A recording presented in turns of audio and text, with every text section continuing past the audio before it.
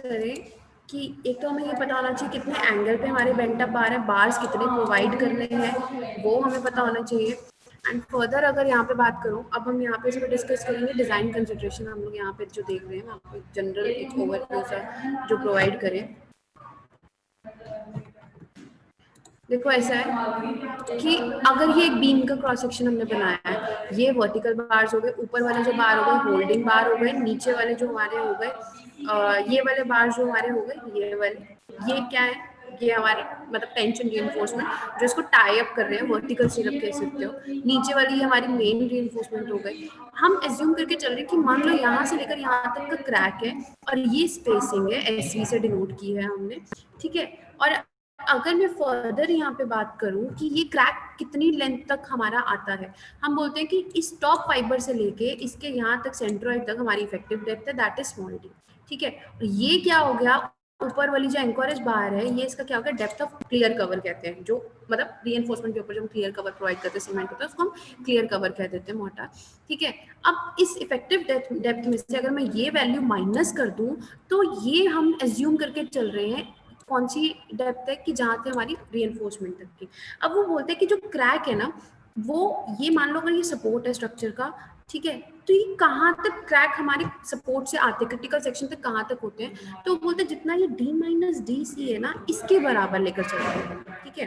And तो यहाँ तक हमारा ये क्या रहता है, क्रिटिकल सेक्शन रहता है, या फिर जहाँ तक हमारे क्रैक एक्सटेंड कर सकते हैं, यहाँ से लेकर यहाँ तक इंक्लाइंड के टॉप तक हो सकता है। ये डिस्टेंस कितना होगा, डी माइनस डी सी के बराबर हम लेकर चलते हैं, इसको डी से डिनोट कर देते हैं, ठीक है, डी माइनस डी सी तक। और ये हमने एसवी स्पेसिंग को डिनोट किया है।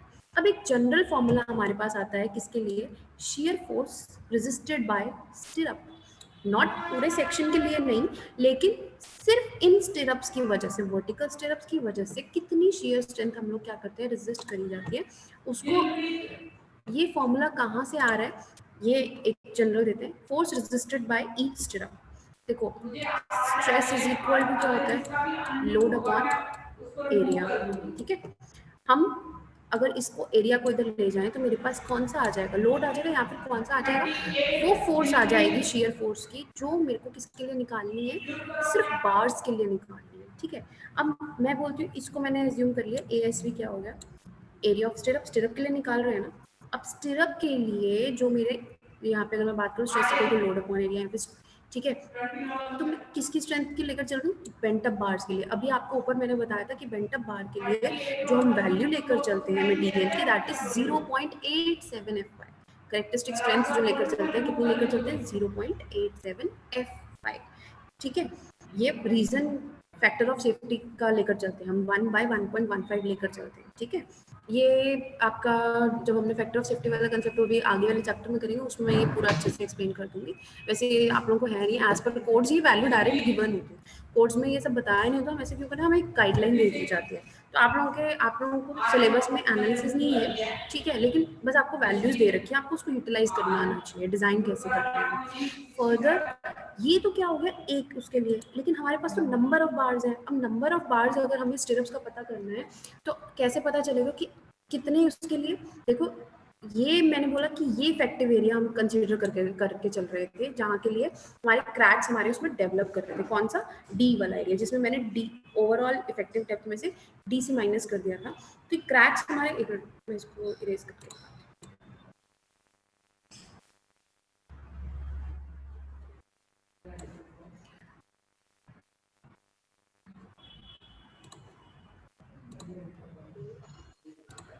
मैम इसमें D2 क्या है मैम? कहाँ पे बच्चे?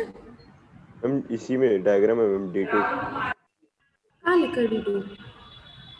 मैम टॉप पे D माइनस DC, अब ये राइट इक्वल्स टू, में कहाँ, यहाँ पे कहाँ लिखा है D2? क्या ये ऊपर डीसी, मैम, ऊपर ये वाला मैम। ये डीसी है बच्चे, क्लियर कवर। मतलब ये अगर मेरा ये इधर हैंगर वाले बार्स जा रहे हैं ना, ये और ये टॉप होता है बीम का, इतना क्या होता है, क्लियर कवर बोलते हैं इसको। क्या बोलते हैं, क्लियर कवर। देखो ऐसा है, जब रीइंफोर्समेंट टाई किए, फॉर्मवर्क लगा दिया, बाद में हम क्या कर देते हैं, अपना मिक्सचर पोर कर देते हैं ना, तो वो जो बार के आसपास एक जो हमारा जो कह सकते हो आप कवर होता है जो उस रीइंफोर्समेंट को कवर करता है, उसको हमने डीसी से डिनोट किया, क्लियर कवर वाली जो टैग है, ठीक है, समझे कि नहीं? यस फानिश, मैम, वो कवर ब्लॉक प्रोवाइड करता है ना। यस मैम, देखो ऐसा है कि कवर अगर ये ब्लॉक प्रोवाइड करता है एक, ना। हाँ कि अगर ये हमारे बार्स हैं, इनको हमने टाई कर दिया, कॉलम की बात करूँ तो ठीक है, तो ये आपको एज इट इज बाहर से तो नहीं दिखते ना, तो बाहर तो क्या होता है, कवर हमें दिखता है ना, एक हमें तो स्मूथ सरफेस दिखता है जो कि सीमेंट कंक्रीट का होता है ना,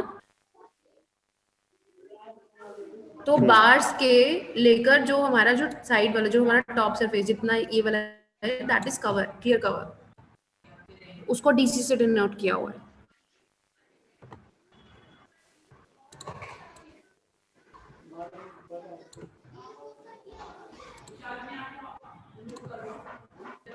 चलिए, ये तो हमारे पास क्या आ गई, ASV, ठीक है, एरिया हो गया किसका, स्टिरअप का, एंड 0.87 FY क्या हो गया, एक मिनट, 0.87 FY क्या हो गया हमारा, जो हम स्टिरअप्स के लिए उसकी करेक्टरिस्टिक स्ट्रेंथ लेकर चल रहे थे। नंबर ऑफ स्टिरअप्स की बात करें n, मतलब अगर मैं ये यहाँ से ये वाली जगह से लेकर यहाँ तक d कंसीडर करके चल रही हूँ, ठीक है, तो इतने में कितनी मेरे नंबर ऑफ स्टिरअप्स यूज हुए हैं, ठीक है, मतलब वहां से पता चल जाएगा, d और स्पेसिंग से पता चल जाएगा, d बाय SV कर दो, मतलब इस d को टोटल हमें अगर मेरे को पता है कि SV कितना है, तो मेरे को ये पता चल जाएगा ना कि कितने मेरे ये वाले वर्टिकल बार्स यूज हो रहे हैं, मतलब सर्टेन इतने रीजन के लिए, ये वाले रीजन के लिए अगर यहाँ से मैं कंसीडर करके चल रही हूँ, मेरे को स्पेसिंग पता है बार की, ठीक है, SV पता है, तो अगर मैं इसको d बाय SV कर दूंगी तो मेरे को ये पता चल जाएगा कि ये वाले टोटल कितनी वैल्यूज आ रही नंबर ऑफ बार्स, तो ये ओवरऑल वैल्यू तो किसकी थी, एक बार की थी, लेकिन अगर मैं इसको नंबर ऑफ स्टिरअप से that is d by SV से मल्टीप्लाई कर दूंगी तो मेरे पास क्या आ जाएगा, ओवरऑल स्टिरअप्स की कितनी शेयर रेजिस्ट हो रही है क्रिटिकल सेक्शन में, मेरे पास वो वैल्यू आएगी, ठीक है, वही किया हुआ है 0.87 FY,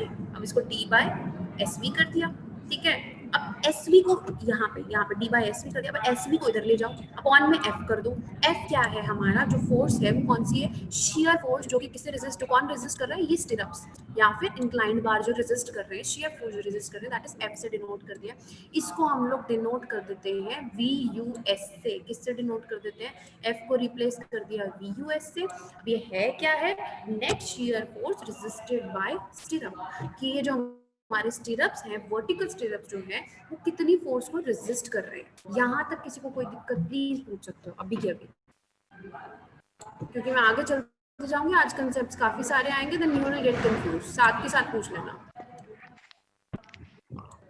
नो मैम, विकास, मैं ये फॉर्मूला समझ नहीं आया मैम, एक बार फॉर्मूला एक्सप्लेन कर दो मैम। इसमें क्या समझ नो नहीं मैम, आया, क्लियर है यहाँ तक।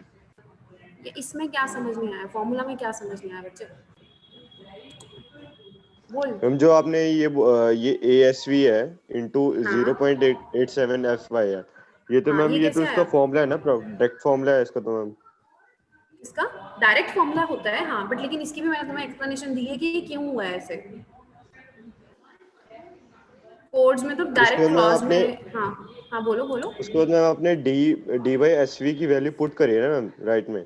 बट बच्चे देखो, ये वाली जो वैल्यू है ASV इंटू 0.87 FY, ये एक सिंगल बार की वैल्यू है, अब मैंने इसको नंबर ऑफ स्टिरअप्स से क्यों किया, क्योंकि हम अभी सिर्फ वर्टिकल की बात कर रहे हैं, वर्टिकल स्टिरअप्स की, हम इसमें एनकरेज और मतलब जो मेन रीइंफोर्समेंट है हम उसकी बात नहीं कर रहे हैं, हम सिर्फ वर्टिकल ये वाले स्टिरअप्स की बात कर रहे हैं, ये जो मैं डायग्राम में आपको हाईलाइट करके बता रही हूँ, ये जितने भी वर्टिकल, और ये जो हम अगर यूज करेंगे इंक्लाइंड बार्स उनके लिए, ठीक है, पर अभी इसमें इंक्लाइंड भी नहीं है, इसमें सिर्फ एक वर्टिकल की है, कि अगर मैं टाई कर देती हूँ, एक तो हो गया देखो ये हवा में तो रहने से रहे ना, ये अगर ये हमारी ये मेन रीइंफोर्समेंट हो गई, ये वाली जो रीइंफोर्समेंट है जो टाई करने पे, जो ये वर्टिकल बार से इनको टाई करने पे वो कितनी शेयर फोर्स बियर कर रहे हैं, हम वो निकाल रहे हैं, ठीक है, चीज समझो कि निकाल क्या रहे हैं, ये वर्टिकल वाले जितने भी हैं, ये स्टिरअप जितने हैं, वो कितनी फोर्स बियर कर रहे हैं, हम वो निकाल रहे हैं, अब वो कैसे निकलेगी, मैंने बोला कि 0.87 ऑफ FY क्या है,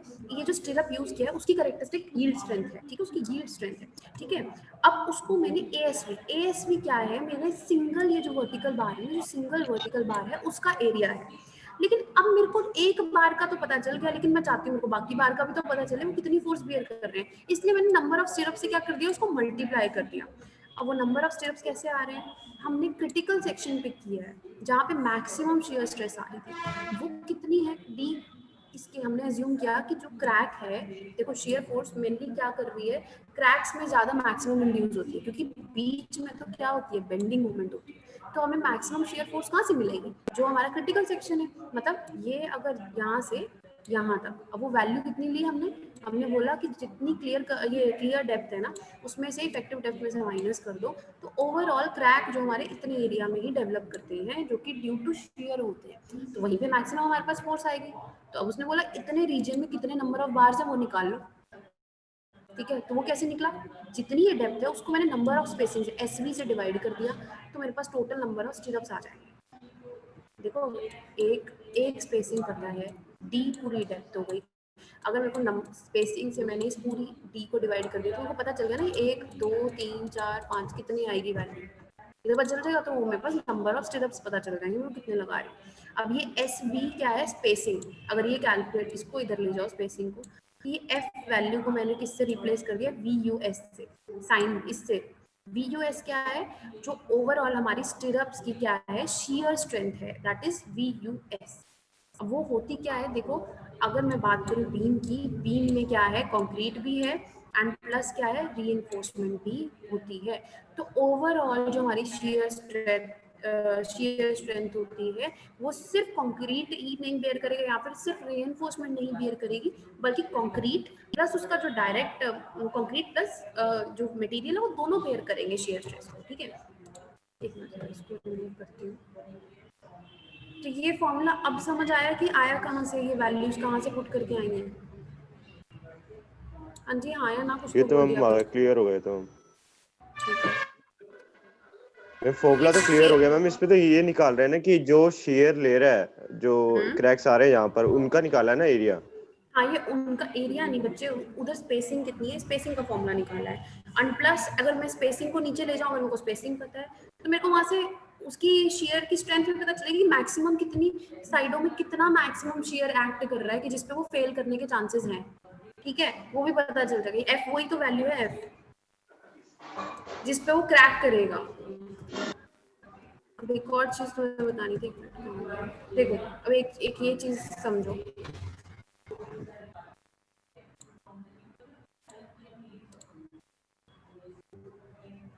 अगर मैं बात करूं शियर रीइंफोर्समेंट, हमारे पास दो टाइप के स्ट्रेसेस आते हैं शियर रीइंफोर्समेंट में, एक आता है नॉमिनल स्ट्रेस और एक आता है एलॉयबल शियर स्ट्रेस। अब एलॉयबल और नॉमिनल क्या है, ये उस दिन मैं बता भी रही थी, आई गेस आधा बताया था। एक मिनट, एक होता है टॉवी, टॉवी क्या होता है, नॉमिनल शियर स्ट्रेस। अब नॉमिनल शियर स्ट्रेस क्या है और एलॉयबल शियर स्ट्रेस क्या है। टॉवी को हमने नॉमिनल शियर स्ट्रेस से डिनोट किया है, ये एक टॉवी वाली वैल्यू है जो एक जनरल शियर स्ट्रेस जो हमारी बीम में एक्ट कर रहा है।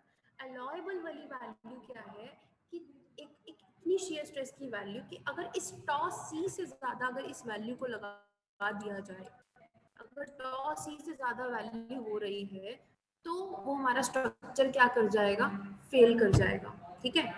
और एक और चीज, नॉमिनल क्या है, एक जनरल वैल्यू। अगर मैं बोलूं कि टॉ वी एक जनरल वैल्यू है जिसमें हमारा स्ट्रक्चर क्या है, बिल्कुल ही सेफ है, बिल्कुल सेफ है, जिसमें उसमें कोई क्रैक नहीं आ रहा है, that is tau V. Nominal value है कि मतलब एक बेसिक शियर फोर्स जितना भी एक्ट कर रहा है, जिसमें क्या हो रहा है, कोई दिक्कत नहीं है, हमें कोई क्रैक नहीं आ रहा है, दैट इज टॉ वी, मतलब वो एक्ट कर रहा है शियर वैल्यू जो एक बेसिक से। अगर ये बिल्कुल लेस है टॉ सी से, सी क्या है, ये हमारी अलॉयबल वैल्यू है कि जिसको क्रॉस करते ही, जिसके वैल्यू को क्रॉस करते ही टॉ सी की वैल्यू को हमारे पास क्या आ जाएंगे, क्रैक आने शुरू हो जाएंगे। तो हमें अगर टॉ वी लेस है, मतलब लेस देन टॉ सी है, इट मीन्स कोई दिक्कत ही नहीं है, ठीक है, मतलब क्रैक आ नहीं रहे, कुछ आ नहीं रहा, तो हमें शेयर रीइंफोर्समेंट नहीं प्रोवाइड करनी पड़ेगी। लेकिन अगर मैं बोलूँ कि टॉ वी बहुत ही ज्यादा है, एक्चुअल में जो शेयर अकर कर रहा है बहुत ही ज्यादा है टॉ सी से, ठीक है, टॉ सी से बहुत ही ज्यादा है, तो मेरे को क्या प्रोवाइड करनी है, शेयर रीइंफोर्समेंट। अब आप पूछोगे भैया ये टॉ वी और टॉ सी आ कहाँ से रहा है, पता तो होना चाहिए ना। ठीक है, हम बात कर रहे हैं टॉ वी और टॉ सी की, लेकिन ये आ कहाँ से रही है वैल्यू, वो भी अभी बताते हैं। टेबल्स बने हुए हैं हमारे पास कोड्स में, ठीक है, लेकिन आपको पता होना चाहिए टॉ वी कौन सी वैल्यू है। एक लेमन लैंग्वेज में बोल रही हूँ, टॉ वी वो शेयर की वैल्यू है जिसमें हमारी बीम के ऊपर कोई क्रैक नहीं आ रहा है। टॉ सी वो एलॉयबल शेयर स्ट्रेस है जिसके बाद जिस वैल्यू को क्रॉस करते ही हमारी बीम के ऊपर क्रैक आने शुरू कर जाएंगे, मेनली फेल होनी शुरू हो जाएगी। और एक वैल्यू आती है टाउ सी मैक्स, ये हमारे पास कैलकुलेटेड वैल्यू है इन आवर कोड्स, ठीक है। तीन पता होनी चाहिए, एक टॉ वी, टॉ सी और तीसरी क्या है, टॉ सी मैक्स। अभी तीन वैल्यू आती कहाँ से, अब मैं ये बता क्यों रही थी कि आप पूछोगे कि मैम अगर हम नॉर्मल हम बीम्स के अंदर सिर्फ ये मेन रीइंफोर्समेंट बना के भी तो फॉर्म वर्क के अंदर कंक्रीट पोर कर सकते हैं बिल्कुल, लेकिन जहाँ पे शियर एक्ट करेगा, मैक्सिमम लोडिंग एक्ट करेगा, हम चाहते हैं हमारी बीम से वो, मतलब अगर जहाँ पर टाउ वी की वैल्यू बढ़ जाती है टाउ सी से, टाउ वी की वैल्यू बढ़ जाती है टाउ सी से, मतलब क्रैक आने शुरू हो जाते हैं, किसकी वजह से, शेयर की वजह से, वहाँ पे हम वर्टिकल बार्स, इंक्लाइन बार्स और या फिर इन दोनों को प्रोवाइड करते हैं। तो शेयर रीइंफोर्समेंट कहाँ प्रोवाइड करेंगे, जहाँ पे हमारी नॉमिनल शेयर वैल्यू, मतलब जो जिस नॉमिनल जो बीम में एक्चुअली एक्ट कर रही है, अगर वो बढ़ जाती है अलाउएबल वैल्यू से जिसमें कोई क्रैक अकर नहीं करते, तो वहाँ पे हम लोग क्या प्रोवाइड करते हैं, शेयर रीइंफोर्समेंट। अब एक चीज ध्यान रखो, अगर मान लो ये टोटल वी यू क्या है, टोटल एक्सटर्नल फोर्स है जो कि शेयर की एक्ट कर रही है, ठीक है, इसको मैंने वी यू से डिनोट किया। अब ये वी यू क्या है, इस बीम के ऊपर एक्ट कर रहा है, इस बीम में क्या है, मेन रीइंफोर्समेंट भी है, एनकरेज रीइंफोर्समेंट भी है, वर्टिकल बार्स भी हैं, ठीक है। तो अब ये अकेला वी यू क्या है, कौन कौन बेयर करेगा, V C shear bear by concrete, या फिर V S shear strength of shear reinforcement, इन बार्स की वजह से भी ये भी बियर करेंगे और कंक्रीट भी बियर करेगा। तो अकेला वी यू नहीं, मतलब जो ये लोड बाहर से हमारे बीम के ऊपर एक्ट कर रहा है, कोई एक मटेरियल बियर नहीं करता है, कंक्रीट भी बियर करेगा और शेयर रीइंफोर्समेंट भी बियर करेगी। अब वो शेयर रीइंफोर्स, सिर्फ मैं बात कर रही हूँ शेयर, वी यू कौन से स्ट्रेस की बात कर रही हूँ, शेयर स्ट्रेस की बात कर रही हूँ इसमें, ठीक है। तो वी सी क्या है, शेयर स्ट्रेस है कंक्रीट के ऊपर जो एक्ट कर रहा है, ठीक है, क्या है, शेयर स्ट्रेस जो कंक्रीट के ऊपर एक्ट कर रहा है। अब हमें चाहिए क्या है, टाउ वी और टाउ सी। अब देखते हैं टाउ वी और टाउ सी वैल्यूज कहाँ से आती हैं, कैसे आती हैं, अब इसको डिस्कस करते हैं, ठीक है। ये एक जनरल चीज़ बतानी थी कि टाउ वी टाउ सी का क्या कंसेप्ट है। आगे जब पूरा डिजाइन करोगे ना, ये चीज़ें और क्लियर होंगी कि वैल्यूज आती कैसे क्या है। अब इसको देखते हैं, ये फॉर्मूला तो चलो क्लियर है, ठीक है। अब अगर मैं बात करूँ शेयर स्ट्रेंथ इन कंक्रीट, मतलब टाउ सी की बात करते हैं। टाउ सी क्या है, हमारी कंक्रीट की एक्चुअल शेयर स्ट्रेंथ, किसकी बात करें, कंक्रीट मटेरियल की। टाउ सी क्या है, कंक्रीट की जो शेयर स्ट्रेंथ हमारी बीम में है वो कितनी है। अब वो कहाँ से पता चलेगी हमें, इसको, इसकी यूनिट क्या होती है, न्यूटन पर एम स्क्वायर, न्यूटन पर एम स्क्वायर, मतलब फोर्स अपॉन एरिया, ठीक है। अब बात करते हैं कि ये वैल्यू आती कहाँ से, राजिक, ये ना हमारा कंक्रीट, ये आपको आईएस कोड मैंने भेजे हैं, आईएस कोड में क्लॉज में जाना 40.4 में, जो ये 40.4 वाला क्लॉज है, ये हमारा जो क्लॉज है ना, ये वहाँ पे सारा बीम्स के अंदर शेयर के बारे में लिखा हुआ है, ठीक है। वहाँ पे आपको ये टेबल दिखेगा। अब ये टेबल क्या कहता है, M15 ग्रेड, M20 ग्रेड। बच्चे अगर लेक्चर ओवर हो जाता है ना, ज्वाइन कर लेना, अगर इनकेस आज का जितना कराना हो कवर ना हो, ठीक है। M15, M20, M25, M30, M35, हर ग्रेड की सर्टेन परसेंटेज ऑफ स्टील पे हम लोगों को टाउ सी की वैल्यू टेबल में गिवन है, स्टैंडर्ड वैल्यूज हैं ये। और अगर M35 से ज्यादा है तो हम ये वाली वैल्यूज, ये सारी जो वैल्यूज है ना 0.28, 0.36, ये टाउ सी की वैल्यू है। ये क्या है, मैक्सिमम शेयर स्ट्रेंथ किसका, कंक्रीट का, ठीक है। शेयर स्ट्रेंथ कंक्रीट की बात कर रहे हैं हम, हर ग्रेड की अपनी अलग अलग वैल्यू। अब आप पूछोगे ये क्या है, जी ये क्या है, 100 AS/BD, मतलब अगर मेरी कंक्रीट का सेक्शन ये वैल्यू B हो गई, ये वैल्यू इफेक्टिव डेप्थ बीम की डेप्थ हो गई, तो ये AS मतलब यहाँ पे ये स्टील, ठीक है।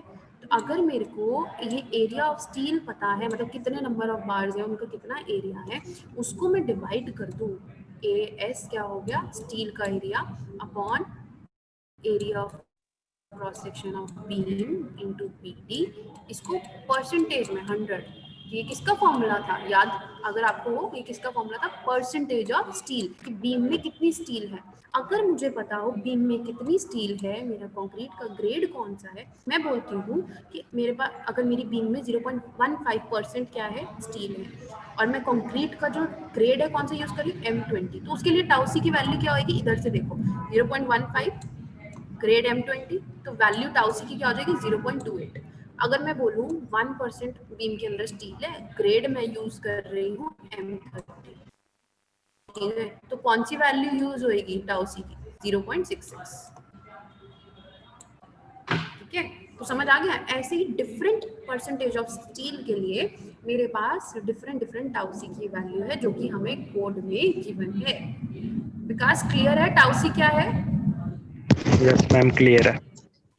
आप यही पूछ रहे थे ना कि नॉमिनल वैल्यू क्या है और ये क्या है, तो टाउ सी समझ आ गया, ठीक है। यस अब मैम आ बात गया। कर, हाँ अब बात करेंगे हम नॉमिनल की वैल्यू, कि नॉमिनल वैल्यू कहाँ से आ रही है।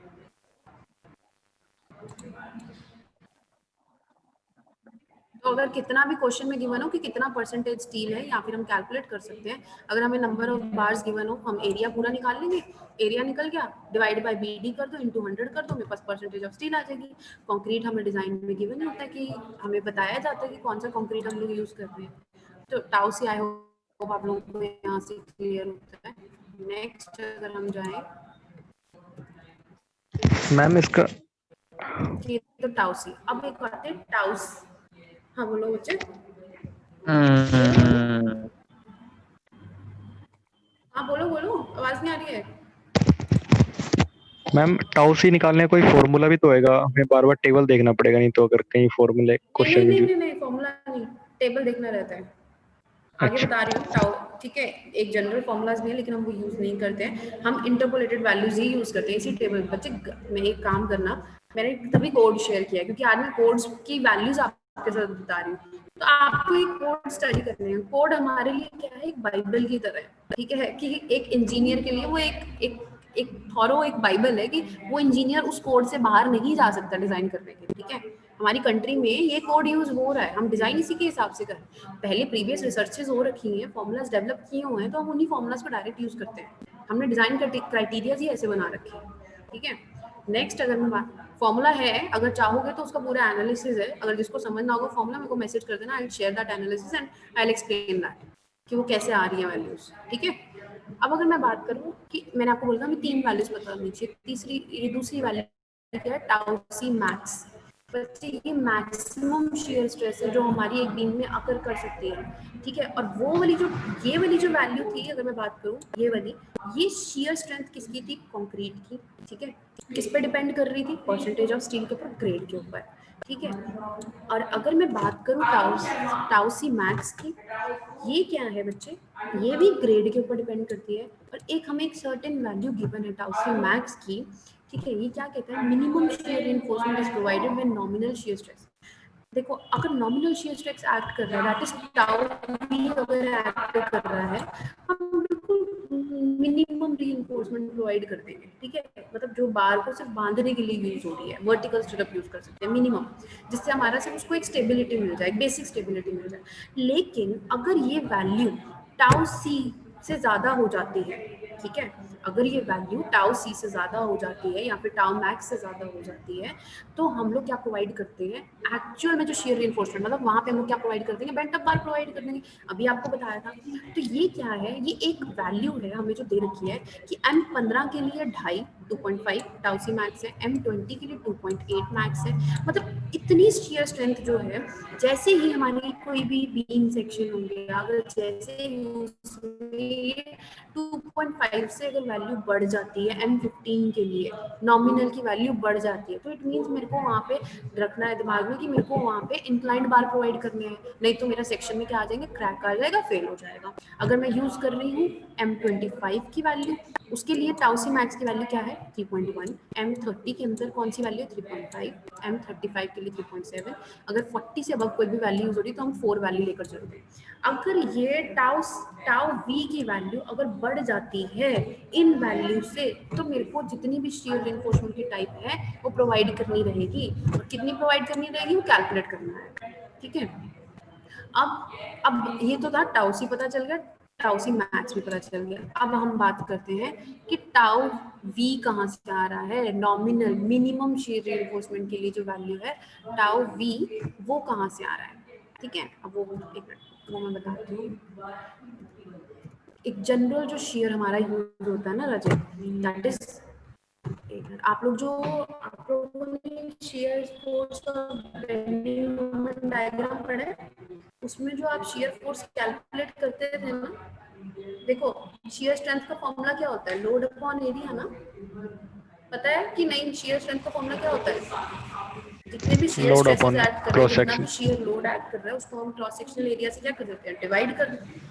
हाँ हाँ, मतलब लोड कह लो या कर दो उसके एरिया से। तो टाउ वी क्या है हमारे पास, ये लास्ट लेक्चर में वैसे मैं एक्सप्लेन कर चुकी थी विकास, अगर आपने नहीं लगाया था तो मैं फिर बता देती हूँ।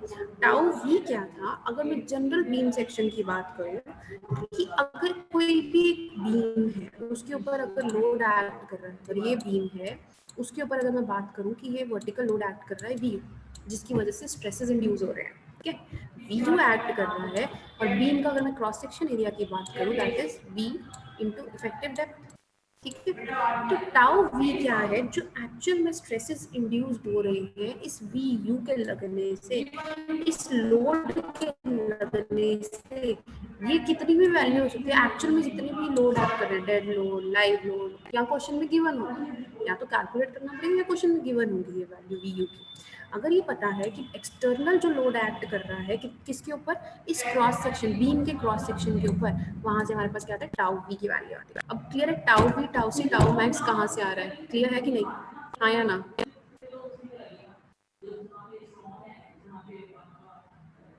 बोलो यस मैम। बच्चे कुछ, यस मैम, क्लियर है। ठीक है।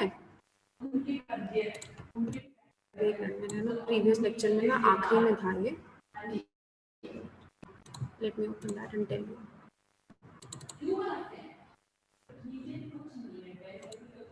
ये देखो यहाँ पे मैंने बता रखा था कि शेयर स्ट्रेस क्या है, इसमें पूरा उस दिन मैंने एक्सप्लेन किया था कि जो नॉर्मल आपका जो लोड एक्ट कर रहा है ना, मान लो मैंने बोला अभी सिर्फ पॉइंट लोड की बात करते हैं, एक बीम है, बीम के ऊपर W पॉइंट लोड एक्ट कर रहा है डाउनवर्ड डायरेक्शन में। आप लोगों ने बीम्स के केसेस पढ़ के आए हो ना, यूडीएल पढ़ा है वहाँ पे, SM में याद है कि नहीं, शेयर फोर्स डायग्राम बनाते थे कि नहीं, वहाँ पे करते थे, different yes ma'am. Different cases करते थे ना, यूडीएल एक्ट कर रहा है, डिफरेंट पॉइंट्स पे एक्ट कर रहा है, कैलकुलेट करते थे ना शेयर फोर्स, बेंडिंग मोमेंट भी कैलकुलेट करते थे। तो जो आप शेयर स्ट्रेस वहाँ पे कैलकुलेट करते थे ना, वो कुछ नहीं था, वो आपका वी यू ही है, टाउ वी ही है, जिसको हमने यहाँ पे इसमें टाउ वी साइन से डिनोट किया। जो आप शेयर वहाँ पे कैलकुलेट करते थे ना, कि वही है, ठीक है। बस वहाँ पे आप क्या करते थे, in terms of shear force निकालते थे। यहाँ पे हम क्या कर रहे हैं, यहाँ पे वो फोर्स नहीं, यहाँ पे वो क्या है, स्ट्रेंथ हो रही है, क्योंकि हम बात करें क्रॉस सेक्शनल एरिया की, that is shear stress upon load, या फिर मतलब शेयर फोर्स अपॉन लोड कह सकते हो, मतलब कितनी बीम की डायमेंशन के ऊपर एक्ट कर रहा है। तो अगर मैं इधर से बात करूँ तो अगर यहाँ पे रिएक्शन एक्ट कर रहा था W/2, यहाँ पे अगर इसमें ओवरऑल कैलकुलेट करोगे तो एक सपोर्ट के ऊपर कितना शेयर फोर्स जा रहा है, अगर क्रिटिकल सेक्शन सपोर्ट की बात करें ना, इस यहाँ पे इस क्रिटिकल सेक्शन पे, तो कितना एक्ट कर रहा है W/2। आई होप आप सबको कैलकुलेट करने आते हो शेयर फोर्स, ये कैसे आई वैल्यू। अगर ये डाउनवर्ड डायरेक्शन में एक्ट कर रहा है, हम एज्यूम करके चलते थे कि आधा लोड इस पे बराबर लगता है, आधा लोड इस पे बराबर लगता है, अगर सेंटर पे एक्ट कर रहा है,